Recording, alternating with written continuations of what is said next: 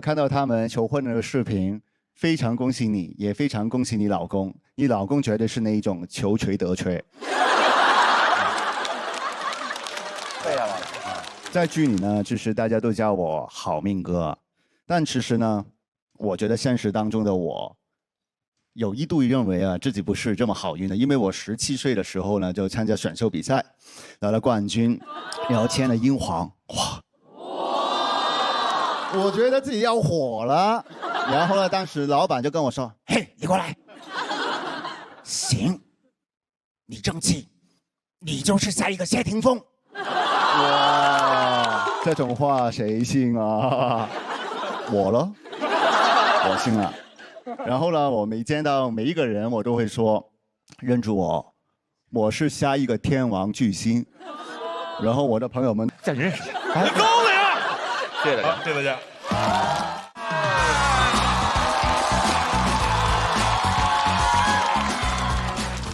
大家好，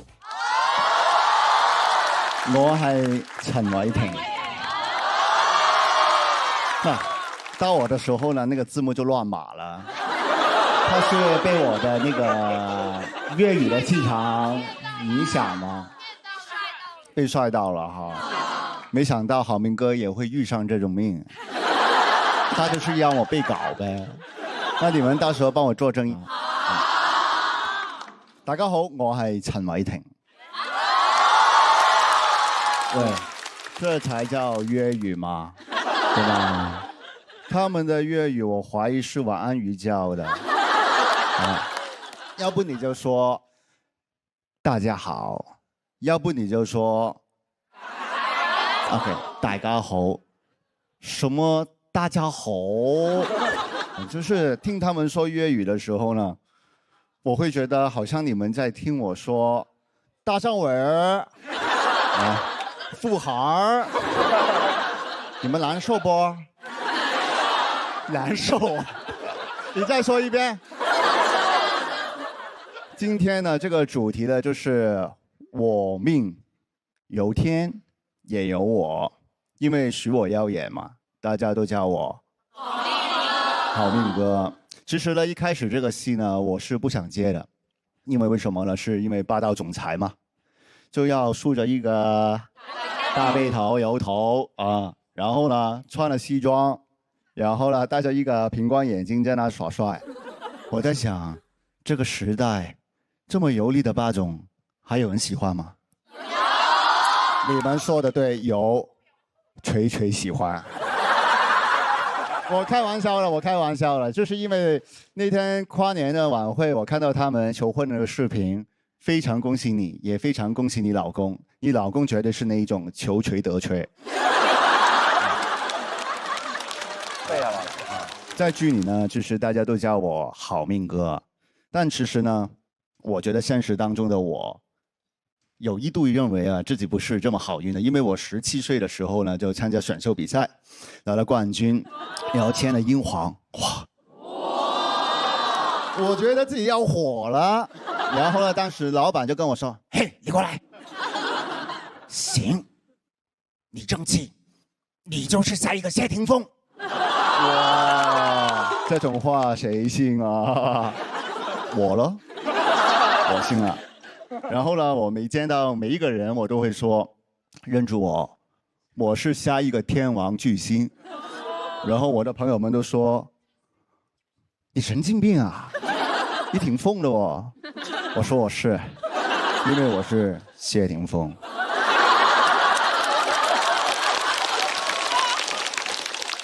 結果簽了公司之後呢，一等呢就等了5年，整整5年，所以陳偉霆也成了威霆。對，WAIT 不用我翻譯了，因為英文比崔大麗莎好吧，對吧？然後呢，當時候因為沒有工作，所以也沒有收入。好，所以說什麼鬼老前鋒啊？我是老沒錢和西北風。所以呢，那幾年呢，全靠我家人幫我撐着了。我姐姐呢就會晚上偷偷在我錢包裡面塞一點錢。其實呢，我非常感激我的家人，因為我最難的日子是靠我姐姐打賞的。所以說家人的愛對於我來說就像天使一样给到我力量。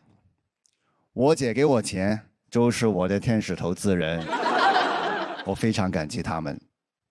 但那个时候我在想，如果我离开了这个家，我还能找到天使吗？哎，你猜怎么着？好了，终于呢，我熬出道了，但是呢，其实也不是非常的顺利。好，我第一次呢就到那个内地拍戏，那个制片人就跟我说，因为你其实没有什么人认识，所以呢，我们安排了一个男4号给你，拍5个月，钱呢就没太多了，那宾馆费你自己付行吗？我说行，当然可以，只要你给到我这个机会，车票、机票我自己付，没问题。那个制片人很惊讶说：“本来就你自己付，好吧？”所以有角色呢，我就会演，我不会拒绝，因为我没有资格挑选角色。我怕拒绝了之后呢，过2天我又后悔了。哦，昨天你说不演，现在又在哪打电话？哥，我演，接电话。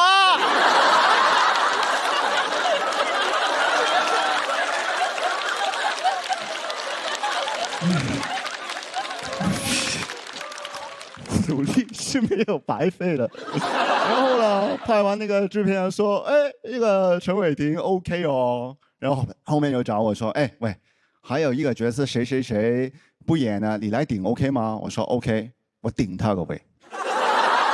我很拼命，就是有打戏呢我就打，你让我吊威亚呢，吊7、8个小时没问题，我吊1天都行，因为我要抓住这个机会。我不想再掉下来。然后拉维亚的大哥说：“不行，你得下来，我要收工。”下来吧。所以呢，其实我觉得我的好命是靠我珍惜每一个工作换来的。比如说老九门，许我耀眼，每一个角色其实我都是拼了命去演，因为我相信无论做什么，只要拼，总不会有错吧？啊，其实也有。我拼音的时候容易出错。那我现在其实大家都知道了，我解锁了一个新的角色嘛，就是丈夫跟爸爸。然后呢，去年我儿子在北京出生，那我又多了一个天使了。我记录了他第一次睁眼的时候，也记录了他第一次哭的时候。你们想听什么声音吗？想吗？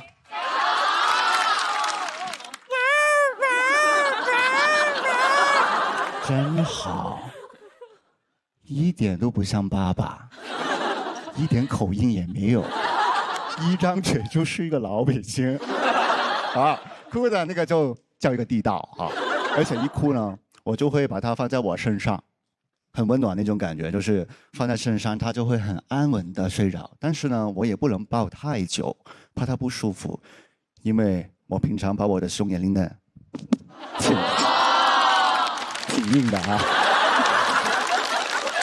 那其实呢，我觉得我现在真的挺好命的，因为每一次好命都离不开拼命。我觉得先当拼命哥，才有机会当好命哥。要非常的努力，我才能掌控我自己的一切，除了我的口音。谢谢大家，我是常伟霆。幽默访谈，回答不难，欢迎大家收看本期的小北访谈，我是主持人小北。那么这一期我们邀请到了陈伟霆老师，掌声欢迎！大家好，我是伟霆。伟霆哥，真的特别喜欢你，这次来特别开心，看过很多作品，然后您人又很帅又很幽默，听说您就是私底下喜欢收藏车什么的，有很多车。还好。刚才我看到外头有个白色的车，是您的吗？是。哦，他好像被拖走了。拖走了？啊，因为刚才交警问我，他说这是谁的车呀？我说我不知道啊，好像是伟霆的。啊，没事，我爷爷认识交警队的人，我给打个电话。辛苦。妍妍，妍妍，为什么不接我电话了？妍妍，接电话，给我信号。妍妍，妍，你是在取笑我吗？嗯。帮我落车。啊，好。我经纪人在哪儿？什么节目啊这是？有病！伟霆哥挺好了，伟霆哥，不好意思，开玩笑呢，刚才。没事没事，很好，我很享受，是吗？很好这个节目。开玩笑，开玩笑。那我们聊聊别的，好，聊聊伟霆哥来时的路。我看那个资料里写啊，您当时在香港乐坛的4个新人奖都拿了，怎么拿了奖，当时还没有工作呢？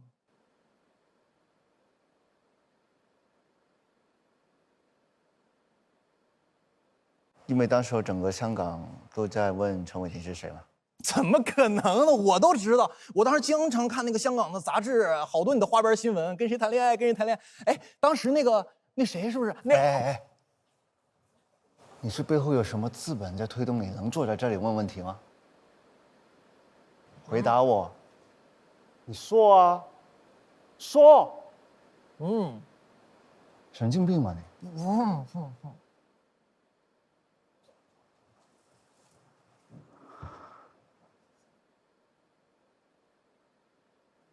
手劲儿挺大。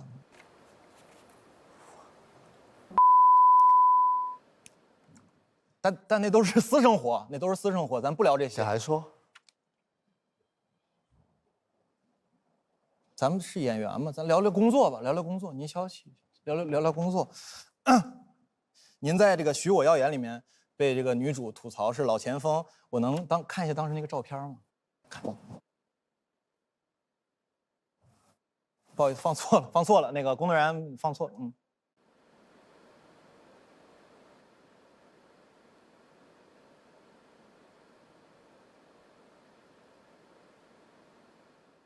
我们看下一张，看下一张，我给他开除一会儿，给他开除。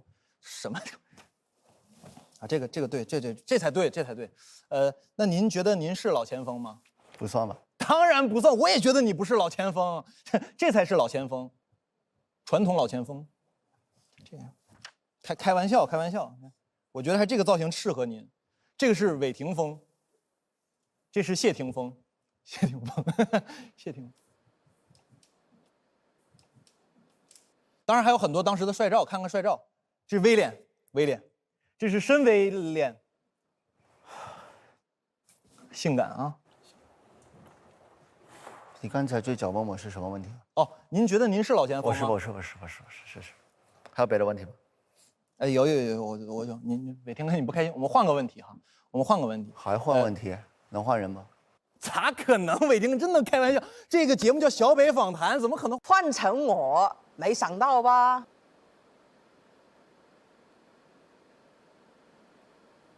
你是来取消我的？等一下。大家好，我叫多多，非常开心见到大家。然后做个简单自我介绍，我叫多多，现在是在上海读研究生3年级。开学第一天我就感觉人与人之间的差距蛮大的。我同学问我哪里人，我说我是四川的。他说四川好呀，四川好。哎，我以后可以把我上海的房子卖了，去四川养老。人聊天怎么能这么恶心呢？他不说，我都不知道他在上海有房子。我也很难回答。我说：“哎呦，上海好啊，上海好。哎，我以后可以把我四川老家的房子卖了，去上海等死。”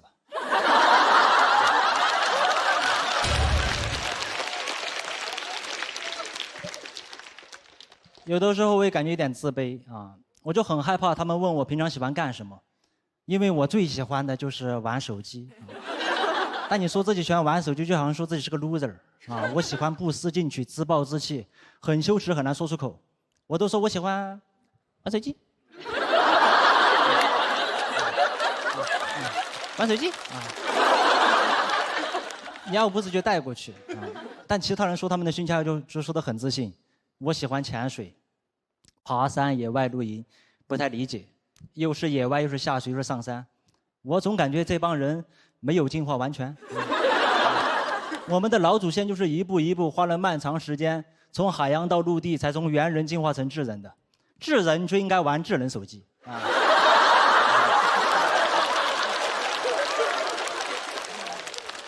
你让老祖先怎么想？老祖先一看，我去，怎么还在爬山？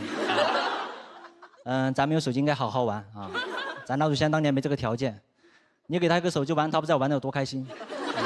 每天窝在洞穴里刷 B 站。直接从猿人进化成二次元人。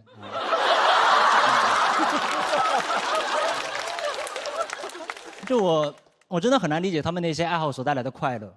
爬山我觉得累，潜水我觉得贵啊。而且这些人出去玩就出去玩，经常发文配朋友圈说什么勇敢的人先享受世界。我缺的是勇敢吗？我这个人最不缺的就是勇敢。我妈跟我说你再玩手机眼睛就瞎了。我还玩我也可以做到很勇敢啊！我也可以去潜水，让专业教练带着我1个小时700块钱，结束之后跟他说：“哎，我没钱。”你所以不是勇敢的人先享受世界啊，是有钱的人先享受世界。没有钱我都不能买我喜欢的手机。你别说享受世界了，我只能享受花呗10期免息。我都不理解，光有勇敢没有钱是怎么享受世界的？你是不是走到银行门口说：“哎？”要不然我今天勇敢一把。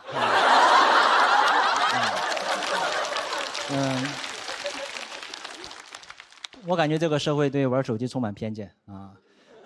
什么学习不好手机玩多了，眼睛不好手机玩多了，睡眠不好手机玩多了，那咋了啊？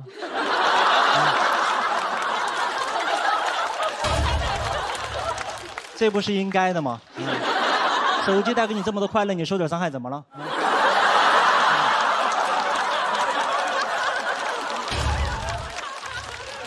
你快乐都是有成本的啊！你像潜水，万一潜着一回头氧气瓶丢了，那不完了吗？啊，还得再买一个。就我觉得兴趣爱好是没有什么高低贵贱之分的，但玩手机就好像这个鄙视链的最底端啊，玩安卓手机更底端。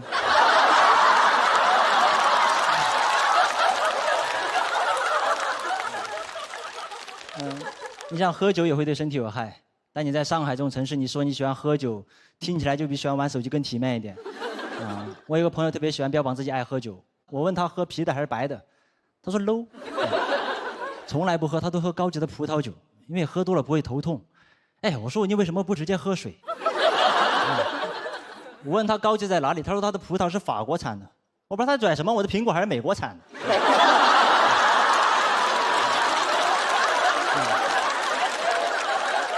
哎呀，很多人喜欢喝酒，无非就是喜欢那种被酒精麻痹自己，慢慢忘记烦恼的感觉。玩手机也可以麻痹自己。我手机玩了6年都玩烂了，现在边充电边玩手机，手机都漏电。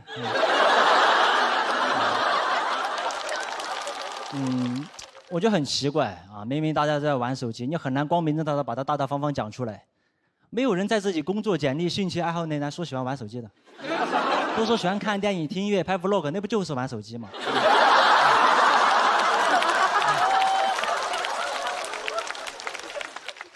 你干嘛不能大大方方讲出来呢？啊，你对手机来说很不公平的。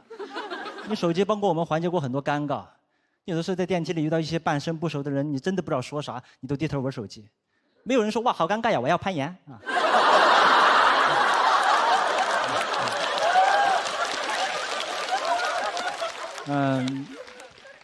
我知道大家今天的手机都被没收了啊！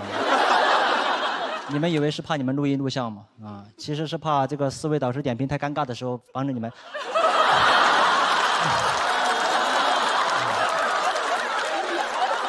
偷偷玩手机，偷偷玩手机。前段时间我有个朋友约我早上8点钟去市中心攀岩，我根本不懂攀岩，我只在上学的时候翻过墙。他说攀岩不一样，攀岩有不同的线路、不同的难度。我说爬上去之后干嘛呢？他说跳下来。我说跳下来，然后呢？他说再爬上去。我说跳下来之后不应该去上网吗？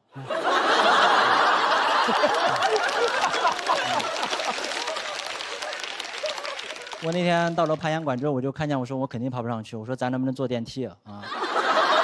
他说你相信我。他说攀岩是一种高级的快乐。是一种你经历重重困难，最后达到目的地会产生一种征服感。我说征服感，我为了来攀岩，我定了早上6点钟的闹钟，挤了1个半小时的早高峰地铁，换成了3次，有不同的线路，不同的难度。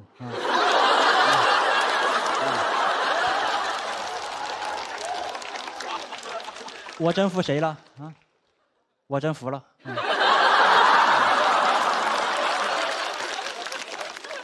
我最后还是跟着他跑了2个小时墙啊！结束之后，唯一的感觉就是累得想死。我为了缓过来，在床上玩了2天手机。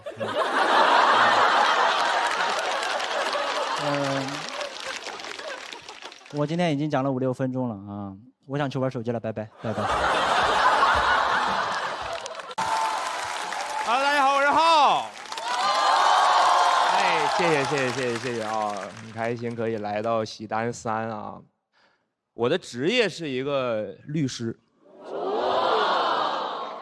气质上不太像学法的，像是犯法的，但是真的非常喜欢法律。为了坚定学好法律的志向，在后背纹了个天平。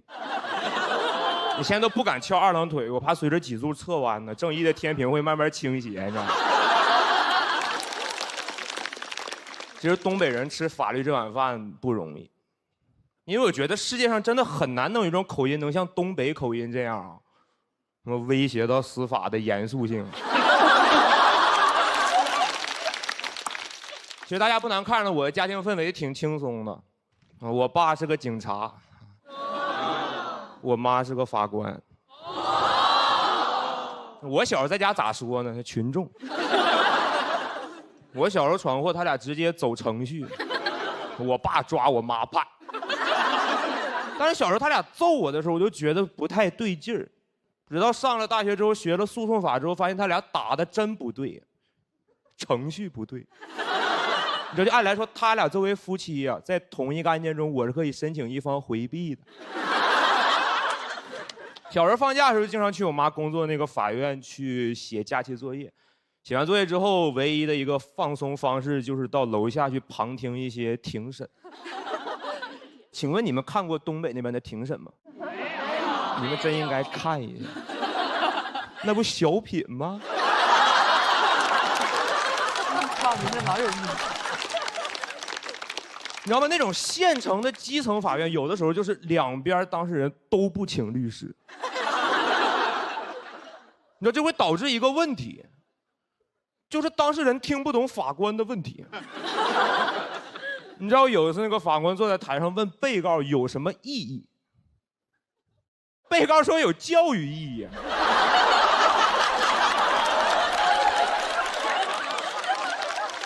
那法官都懵了，法官说啥玩意儿教义啊？我是问你对原告提出的证据认不认可？被告说啊，那不认可。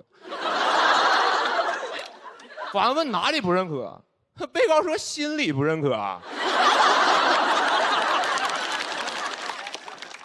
家里人也希望我走法律这条道路。我高考的时候考到那个西南政法大学。嘿，谢谢。哎，读了4年的法学本科，然后后来又考研，然后考到了四川大学啊。感谢。然后其实刚才讲这些，就是想说，其实作为一个法学生，有几件事必须要做。我也一样，我花了1年的时间认真准备，然后高分通过了法考，又花了1年的时间认真实习，然后拿到律师执业资格。现在在我们律所里面也算一个还比较有口碑的脱口秀演员。其实我律师当时这样，我自己都挺失望的，因为很小时候对律师这个行业就特别向往，特别小的时候就已经拜读了这个行业最经典的那部巨作《何以笙箫默》。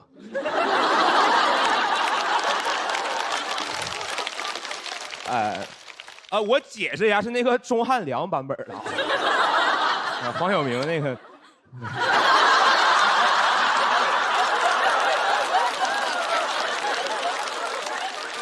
你知道吗？这部剧太让一个想当律师的孩子自卑了。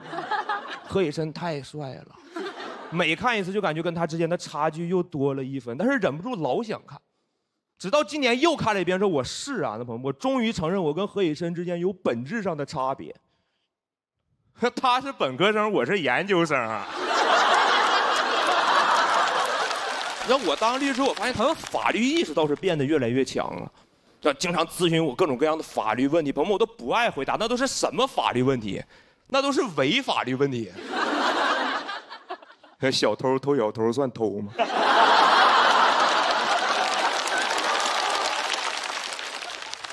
绑匪绑绑匪算绑吗？我有时候感觉他问了一副对联出来啊。但是我对我这帮兄弟们的感情太复杂了。虽然他们没有对我提供实质性的帮助，但是我觉得天底下可能只有我这帮兄弟真拿我这个律师当回事儿，特别以我为荣。得是我兄弟是个律师，有兄弟是个律师，但是有时候他们太拿我当回事儿，因为律师他就是了解法律、使用法律，但是在我兄弟眼里，我就是法律。你知道我刚拿证那天，我最好的兄弟说去唱歌庆祝一下，我们都到 KTV 门口了，然后他说我去买点酒。他刚走出来一步，然后突然回头说：“哎，律师啊，我问你个事儿啊，就是从法律角度上来讲，咱去 KTV 能不能自带酒水？”我们他问我这个问题的时候，我很震惊，他都自带好几年了。我说从法律角度来说可以带，毕竟消费者有选择商品和服务的自由。我觉得我回答的老帅了，结果我兄弟听完说：“这可是你说的啊。”过了一会儿之后，我兄弟非常坦荡的搬了一箱酒走进了那个 KTV。KTV 领班也懵了，还以为我兄弟是来送货的。所以那个领班问得很谨慎，他说：“哥，这里面是酒吗？”我兄弟也没想到自己会被问，他就看向我。他看我的时候，我就一直在那摇头，意思是你别看我。结果我兄弟看完之后，回头就跟那领班说：“哈，这里面不是酒。”哎呦我那么大4个字，勇闯天涯。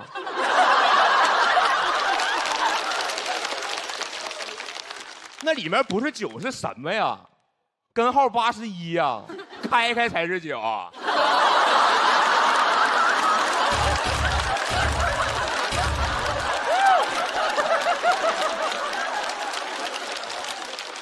领班说：“对不起，那个咱这儿不可以自带酒水。”我兄弟看着我，他说可以。他是个律师。怎么？他说完这句话之后，我就从那个领班的眼神里读出了跟我心中一模一样的那个疑问，就是他是个律师，跟自带酒水有啥关系？我应该用啥关联词呢？哈，因为我是个律师，所以我自带酒水。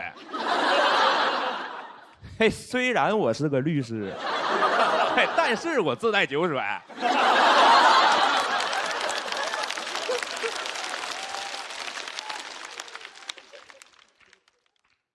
与其说我是个律师，不如说可以自带酒水。我最后不得不让我跟我兄弟说：“我说你们先进去，别管了，这事儿交给我。”过了一会儿之后，我把那箱酒搬进了包间。我兄弟又激动又震惊，问我：“你是咋搞定的呀？”我说：“晓之以理，但是你记得下回还是偷摸带。”其实那天我给领班塞了200块钱，但是我最难受是那个领班收了钱之后，嬉皮笑脸的问我说：“你平时都这么干事儿？”别讲这，谢谢大家，我说好。哎，谢谢您，谢谢。哎呦，谢，好，哎呦，好嘞，好，谢谢大家，我是安定，谢谢。特别开心啊，又回到咱们这个熟悉的舞台了，真的，本来以为能当魔王呢，真的。然后节目组就跟我说：“咋呀，你回来比吧，很多老选手都不来了，你得回来呀。”我说：“为啥？”他说：“因为你有担当。”我说：“行，我担当。”然后那你能不能再给开个场啊？我说：“为啥？因为你有担当。”我现在夺完冠之后就是怎么说，冷不丁单就2当，现在单就2当。还有哎，好笑搁后头呢，真的还有那选手问我呢：“翟哥，你去年都夺冠了也没爆火，还回来比啥呀？”我说：“你别管火不火，我就问你担当不担当。”哎，朋友们，说实话，夺完冠之后还是获得很多的，真的。借爱奇艺的福，我从去年夺冠到现在不到半年的时间，都会参加一些精致的名利活动。到现在走了3回红毯。你放心，不用呕，肯定没好话，妹子。咱们这种喜剧演员在那种活动里是最没存在感的，真的。所以说你在那种活动里就纯是长见识，一进飞机场就长见识，没见过那么多长枪短炮怼着拍。我一点不骗你，我搁苏宁电器里都没见过那么多单反相机。啊，不好意思，我搁天猫电器里都没见过那么多单反相机。哎呦，你们见过现在粉丝拍摄的设备卷到什么程度了吗？我看一个妹妹手里拿这么大的云台，然后中间架着单反，单反前面是短焦，完了左边有扩展架夹她的 GoPro， 右边扩展架夹的手机，手机前面又一个长焦。我说这要拍啥呀？要给你哥拍核磁共振呢呀？妹妹手里拿的摄像头比那红绿灯摄像头都多，我感觉我跟身边经过快点得扣我6分啊，那都。他们拿这么多的设备就拍那些哥哥，我不理解啊，那些哥哥一点也不配合。那你们见过明星在机场的穿搭没有？严严实实，一个墨镜遮住半边脸，一个鸭舌帽扣到鼻梁，口罩又罩上了，完了一个帽衫又扣上。我说啥意思啊？耳朵也不让看呐。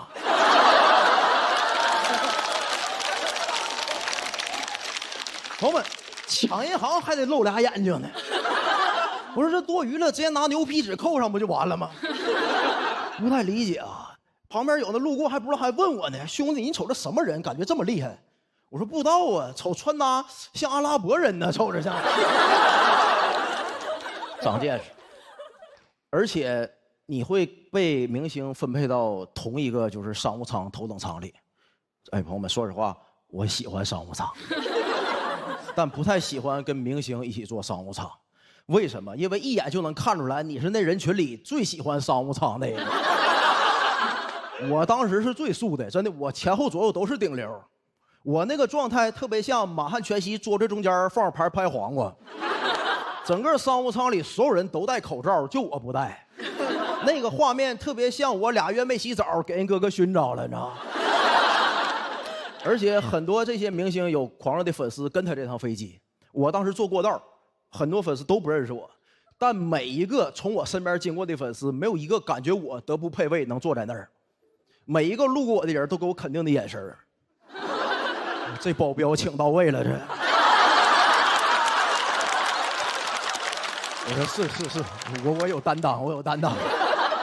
那最倒霉就有那么兴崩2个认识你的，跟前面的人说，哎，这不是保镖，这我跟线下活动见过，这叫翟佳宁。那人就回他啊，翟佳宁是哪个站姐啊？我怎么没见过呢？他怎么买这么好的票呢？哎，朋友们，说实话，我调侃了人粉丝老师是吧？但我说实话，我当时参加完这3个活动，对粉丝就是羡慕。现场有追星的朋友吗？有。这些啊，说实话，朋友们，剩下不追星的我都可怜你们。咱们这种不追星的跟那些追星的朋友不一样，他们获得的快乐应该是咱们的10000倍。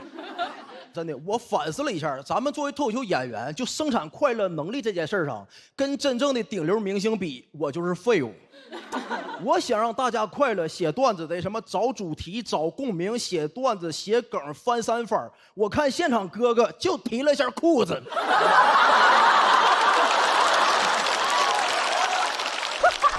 对，现场就，哎。行了，不要骗彼此了，晚了。我当时都没明白，我说啊，咋的了？咱们又要办奥运会了吗？我一点不骗你们朋友们，就他哥哥提裤子的时候，哪怕我在旁边就脱裤子，没人能发现都。当天晚上结束活动之后，我就给付航发微信，真的，我说兄弟。这才是真正的 passion。我原来以为付航的就是 passion， 付航现在在我心里顶多就是 a little bit exciting 的，完全比不了。朋友们，你相信我，追星获得的快乐是普通人10000倍，但你也不用太羡慕他，他们要承受的也是咱们的10000倍。你看，咱们都看没看过那个视频？王嘉尔演唱会上给一个女观众请在舞台中央，完了他把头埋怀里，你看光提就开心，你看着没？能看出来那个女观众是发自内心、歇斯底里的快乐，对吧？那就相当于多巴胺开关都摁坏了，那就是。所有人都羡慕她，只有我特别担心她。朋友们，你想啊，那个姑娘也就20、30岁呀，她未来还有50、60年的人生要走啊，但她快乐到头了。那以后咋办呢？再快乐的事儿也刺激不了他了。你想以后他中了1000万，孩子考上清华北大也得拍大腿，还是那天更带劲儿。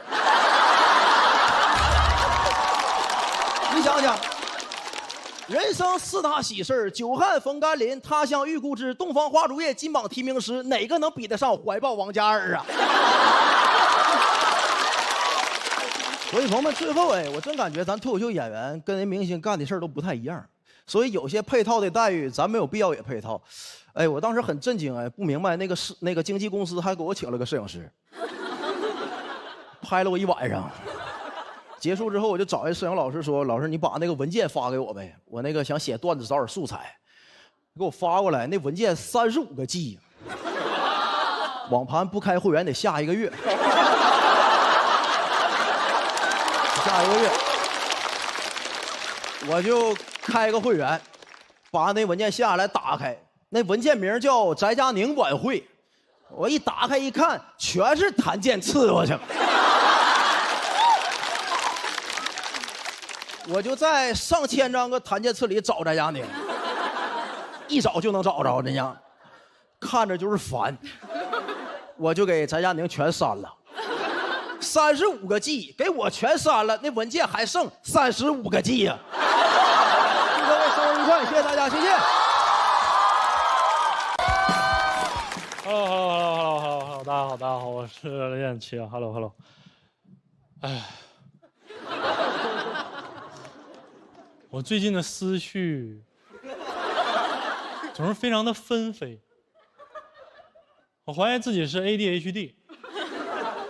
所以第一次去了精神科，窗口让我报手机号，我突然觉得每个人报手机号的停顿很有意思，对吧？有191、862、18滴滴7这种335报法，也有191、8621、8滴滴7这种344报法。我一直想试试29报法，19。1862118滴滴7，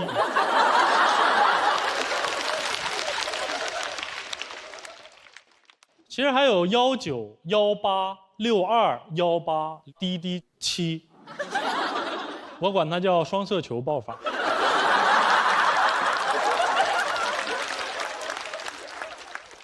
在号码里面有321的人，报出来会不会变数？191、3、2、1、189。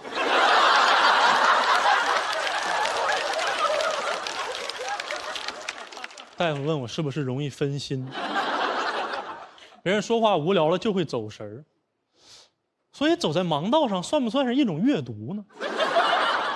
因为盲道它是一种语言，长条代表着行，圆点代表着停。所以盲人可以同时读万卷书和行万里路。盲道是大盲文，乐高是小盲道。盲文是凸的，碑文是凹的，所以点了豆的去某多算是一种盲文。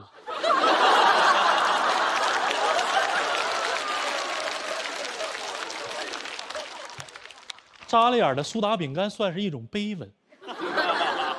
大夫说你应该是 ADHD。你平时还有什么症状吗？我说我从小就会进行一些莫名其妙的联想。小时候我妈送我学架子鼓，我就总觉得我将来的职业是剁饺子馅儿。这就是我理解的 rock and roll。我长大也没好，我第一次看见有人敷黑色面膜的时候，我非常纳闷，就是你从露出的部位来看哈，为什么没有人敷面膜抢银行呢？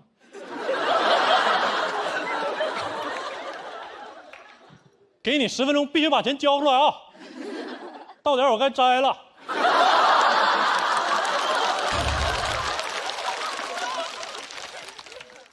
我最近的思绪就更是混乱。我最近觉得孙涛是一只鸟，因为我觉得鸟一辈子它只重复同一种叫声，而一个喜剧演员最大的困惑就是你的梗越火，你越重复，你越像一只鸟。这样提起小品演员孙涛，我们只能想起他的那句“我骄傲”。就算他不想提，我们也会替他提。我骄傲重复了他的一生。当他在春晚上说出来的那一瞬间，他就变成了一只鸟。说到春晚，小彩旗春晚彩排嘛，你又提小彩旗了。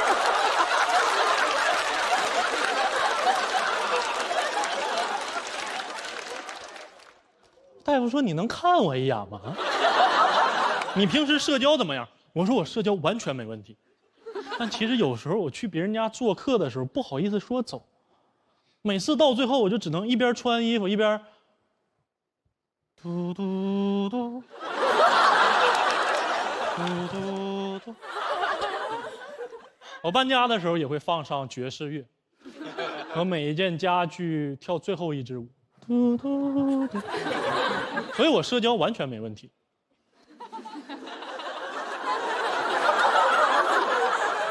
我跟大夫谈话的时候，我的椅子一直在嘎吱嘎吱响，他的也嘎吱嘎吱响，所以这是一个嘎吱窝。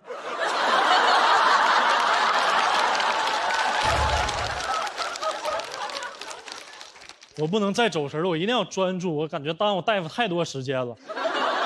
这个时候我突然觉得诊室好热，我抽出了一张纸巾准备擦汗，我发现纸上有一朵花。所以就是这种纸上印花的厂商算不算是一种出版社？我展开纸的时候闻到一股果香。其实我觉得管无花果叫无花果非常没有礼貌。没有你就别说了。你会管太监叫无？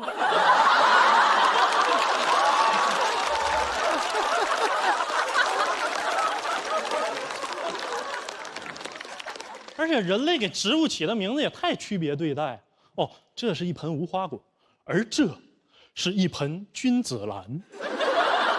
他凭啥是君子啊？你给他浇水，他谢谢你。你一浇，他叶儿一弯，小生有礼了。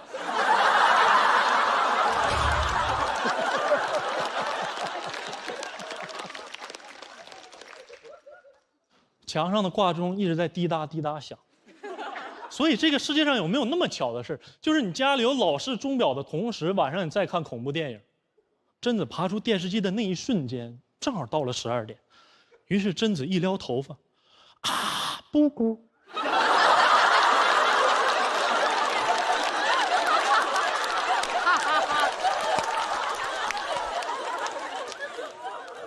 无花果有花。只不过它的花长在了果里，我们人类看不见而已。有时候我觉得人类太以自我为中心了。我们emoji表情里面的螃蟹、龙虾都给它们分在了动物栏，但它们却是红的。那是 emoji 吗？那是欧一西。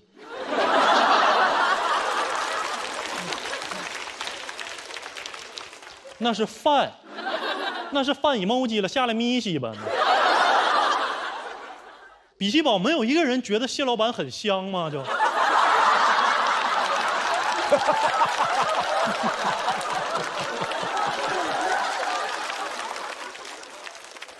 我喜欢猫头鹰的名字，因为它是猫头鹰，它不是鹰尾猫。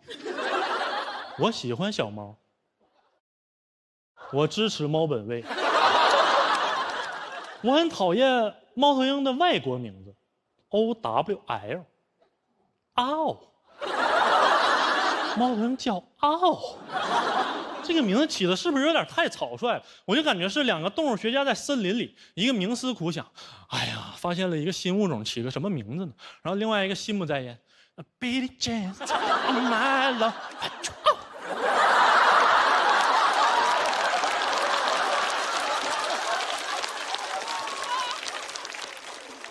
不用那么长吧，嗷就行了。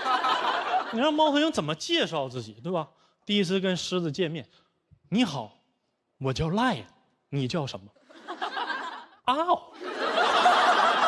狮子说，我叫也是嗷啊，我天天在电影片头，嗷嗷，我干啥呢？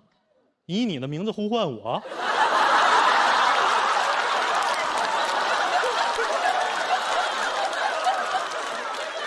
你让山东猫头鹰怎么介绍自己的英文名字？对吧？你让山东猫头鹰怎么介绍自己的英文名字？我骄傲。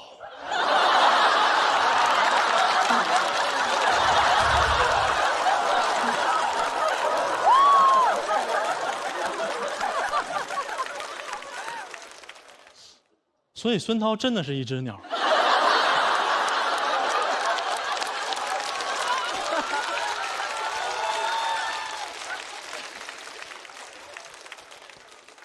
就这样，我被确诊了。嘟嘟嘟，打完了。嘟嘟嘟，嘟嘟嘟，倒计15秒。嘟嘟嘟嘟。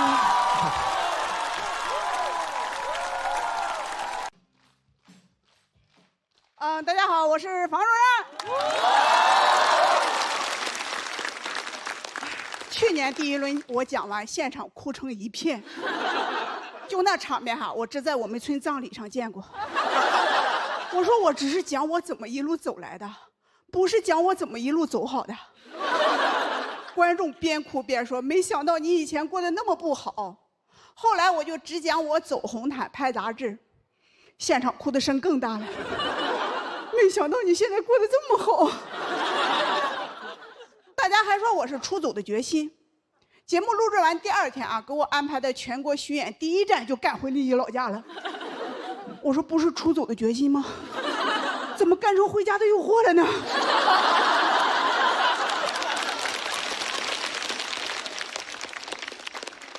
我回去后啊，大家都说房主任去上海骂街挣了1个亿。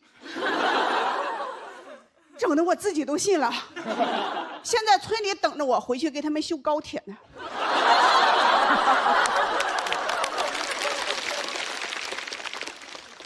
说剧里他们挣1个亿，就差1张直达上海的高铁票了。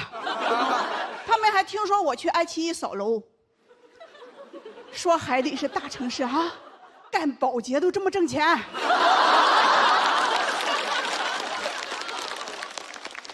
我也是火了以后才知道，我们家原来还有那么多亲戚呢。今年过年回村，我上桌了。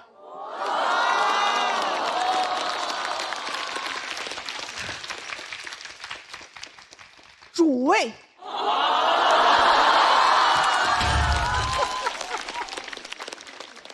连鱼头都冲着我了。大家都热情的过来跟我唠嗑，侄子要结婚，表叔家要盖猪圈，我跟他们唠了半天嗑，我现在倒欠他们100多万了。我也不知道我能火呀，我也是回村之后我才知道，我现在是我们村里的顶流，房家村杨幂。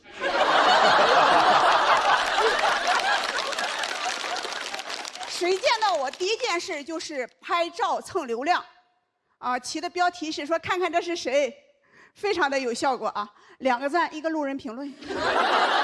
那评论说这谁呀？你说你一个小卖部卖化肥卖农药的，我能给你引来什么流啊？脱口秀的观众大部分都是城里的年轻人，他们压力多大呀？我再把农药推给他们。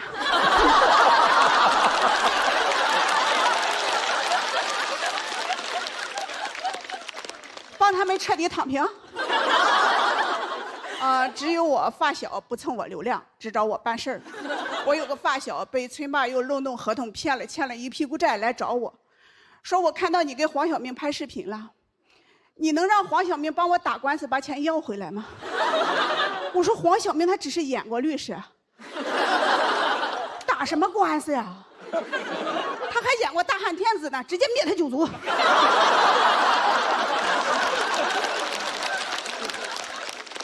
我发小说你帮帮我，我肯定会报答你的。你的大女儿今年30了，不是没人要吗？让我的儿子给你当上门女婿吧。我说我怎么就写不出来你这种包袱呢？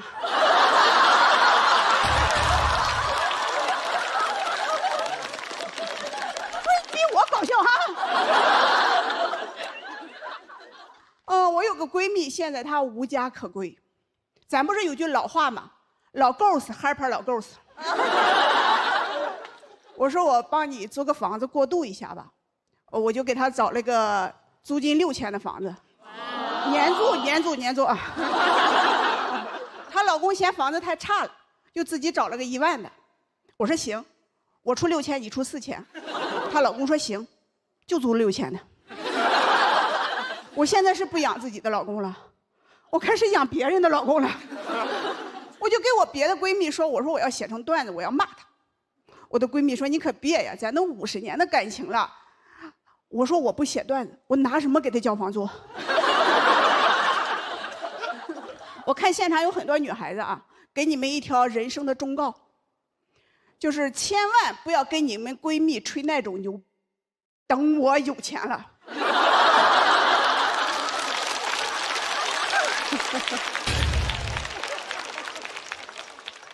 我闺蜜等着了。前段时间我闺蜜给我打电话说，啊，你以前不是说过说等你有钱了啊，包个山头给我们一起养老吗？山头帮你联系好了，对方是你的熟人。我过去一看，确实是我的熟人，上学时候的暗恋对象。别熬了，他都50了。刚开始聊的还挺开心的，就是聊着聊着哈，他对我越贴越近，还要动手。我说你等等啊，我只是想包山，我不包别的啊。就那天吧，他越喝越上头，我是越听越下头啊。就是现场的鸡妹们，千万不要能有年龄焦虑啊！看看我，20岁的时候没追上的男人，我今年50了，我喜欢的依然还是20岁的。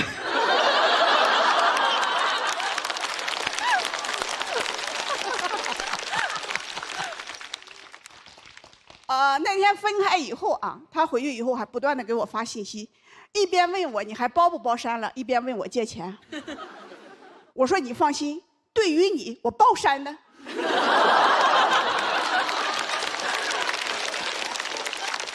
去年我火了以后，我以为会给我的过去彻底翻篇了，没想到是我的过去它翻番了。今天我为什么要选择挑战大宅呢？肯定不是因为金牌啊。是因为我的身体和我们这个行业一样，我不确定我还能不能挺到下一个夏天啊。其实我现在我只能自己给自己说，我说房少丽，你往前走，别回头，只要你坐上高铁，你老家的老铁们他们就追不上你。谢谢大家，我是房主任。哎，大家好，我叫小海。谢谢。去年我是在节目上讲了一个不想穿胸罩的段子。我知道你们可能现在心里都有一个疑问。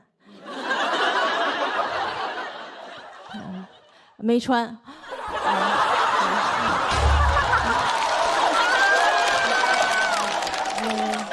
大家也不用盯着看啊。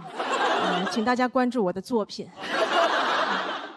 去年节目播完，有很多演员都收到了差评，我没有，我收到的都是骚扰。有一个大哥就给我发私信说，你确实不用穿，因为你太小了。我说来看看你有多大。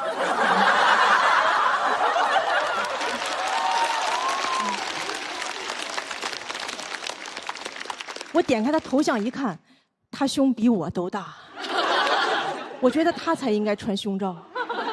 我觉得那些内衣厂商就应该专门出一些给这种男人穿的胸罩，就叫贝克汉姆的秘密。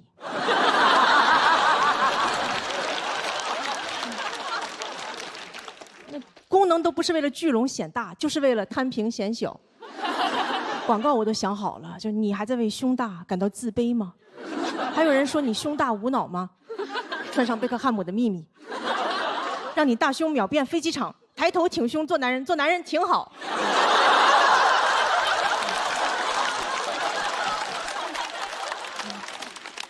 今年又来上海录节目了。我前2天路过安福路，我看到了很多摄影的老法师。你们知道什么是老法师吗？就老法师就是很多老头儿退休以后，终于找到自己真正的爱好，美女。你感觉这爱好他也不是找到了，他就是坚持住了。那天我就看到一个老法师，他直接对这个穿短裤女生腿这样拍张照片，他就跑了。我说这不是偷拍吗？这是老法师吗？这不是老违法师吗？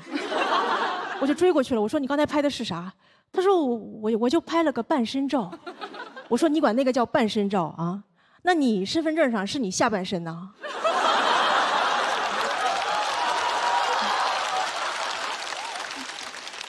对，来，我看看你的1寸免冠下半身照。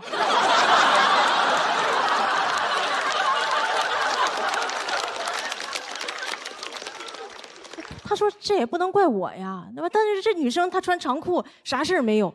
我说怎么偷拍还怪短裤呢？啊，是短裤在偷拍吗？他一个裤衩拍呀。我发现每次有女生被偷拍、被骚扰，总会有人说穿长裤啥事儿没有，怎么有长裤女生就安全了？那这样的话，女生宿舍门口也不需要保安了，你挂条长裤呗。秋天挂秋裤，冬天挂棉裤，健身房挂瑜伽裤，汪峰演唱会就挂皮裤。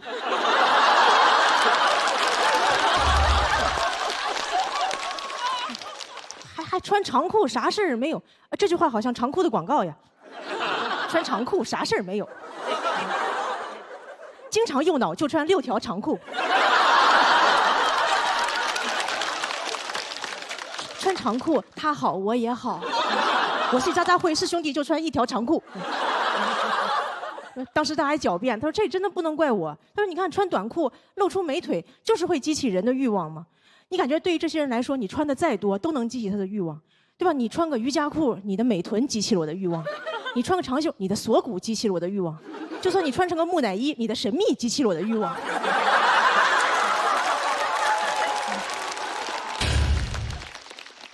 我当时看了看他相册，我说怎么腿脚腰都能激起你的欲望啊？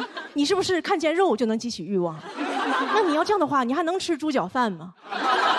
哎呀，这个狱卒啊！去买鸡蛋灌饼，老板不要火腿，会激起我的欲望。就对他来说，烤鸭店那就是夜店。看见吊炉烤鸭在那转，妈呀，钢管舞！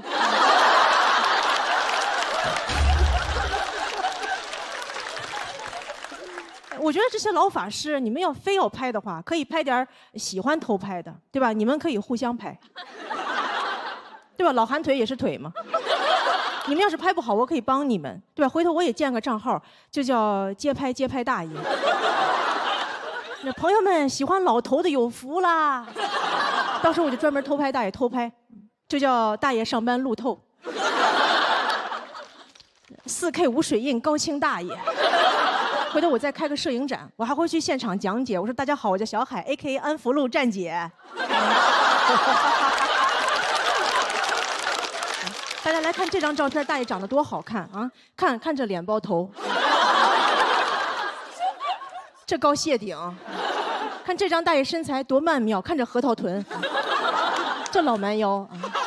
要是有人问说你这样会不会侵权了呀？他们都穿长裤了，啥事儿没有。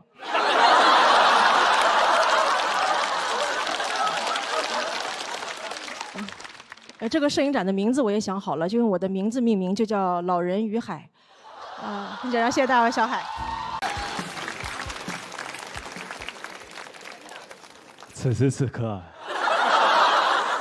现场尊敬的各位来宾，没错，今天我就是本场的最后一个演员。大家好，我叫辛博，你们好。我觉得这1年过得特别快，比赛之前我就偷偷结了个婚啊，结了个婚，备婚过程很漫长嘛，一直在控制体重，大概减了有小40斤。因为要拍那个婚纱照，我对象给我下了最后通牒，说你要瘦不下来呀，照片里边的人也不是不能换。但说实话，我觉得打工人很难减肥。下了班出了地铁口，一路上诱惑太大，咱也不知道那肉夹馍有什么好吃的，那么多人排队，让我来审判你。确实好吃，再来一个，2审，绝不能放过任何一个肉夹馍。就算你能忍住，也架不住有一堆亲戚劝你喝奶茶。爷爷、阿姨，喝吧，这都俺妈亲手做的。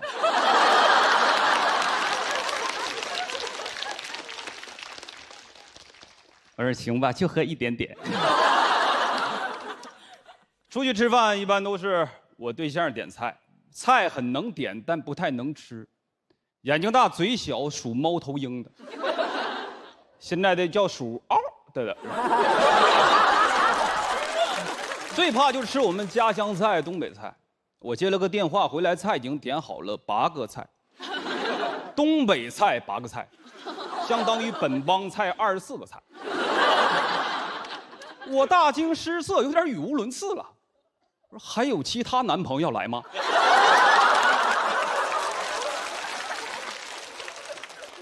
我还没开始，他就吃完了，每个菜夹那么1、2口，指着堆剩菜跟我说：“你别浪费啊！”今天我就是饱饭硬吃啊，出门前都嚼2片健胃消食片，热身。刷那种短剧重生的，问我下辈子如果重生了想当啥？我说想给你当牛做马。牛有4个胃，马是直肠子，边吃边拉。尝试着通过运动减肥，办了一张健身卡，去了2次，1次办卡，1次退卡。健身房唯一一个我能坚持下来的器械就是秤。练秤瘦得特快，你调整下站姿就能瘦1斤。但是说实话，健身房的秤都不准，因为不能脱光了称。要净重得先净身。我们家有2秤，都是小米的，一个小米1代称我是77公斤，小米2代称我是80公斤。我还是更相信以前的雷军。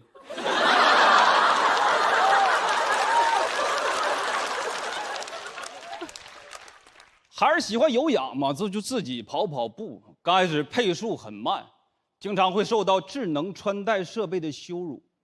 我这边正拼尽全力呢，他问我：“你已经停止训练了吗？”自动把我的运动类型归为了徒步。为了提高配速，我就骑车跑步，很容易超速。我对象减了25斤。值得这称吧？我觉得一个女孩减肥要比男生多付出很多，不光要节食，要运动，最重要的就是买瑜伽裤。这玩意儿有啥好的？不就是秋裤外穿吗？有幸我偷穿过1次，贼翘，卡戴珊也就那么回事儿。你这往上一提呀，我就发出2声呱呱，对着镜子我都看乐了。我说这谁能不喜欢啊？大庇天下寒士俱欢颜。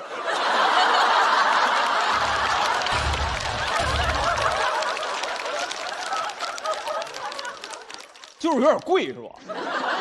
跟我说你不懂这个好，这个穿了之后无感。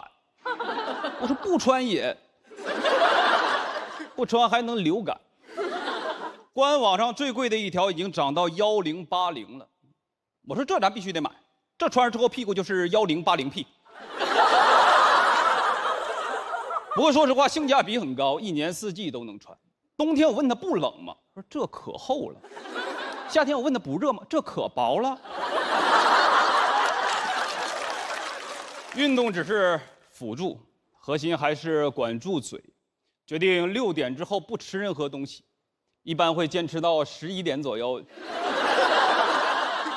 放弃。2个人反复重复同一句话：“你要想吃，我可以陪你吃。”最后决定各退一步，我陪他吃螺蛳粉，他陪我吃螺蛳粉。没错，就点1碗，这样可以通过护食来控制对方的食物摄入。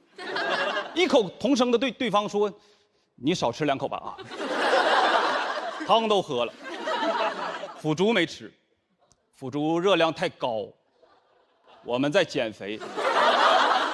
在这儿，我要给所有的螺蛳粉店家提一点忠告：花生米呀，数量得是偶数。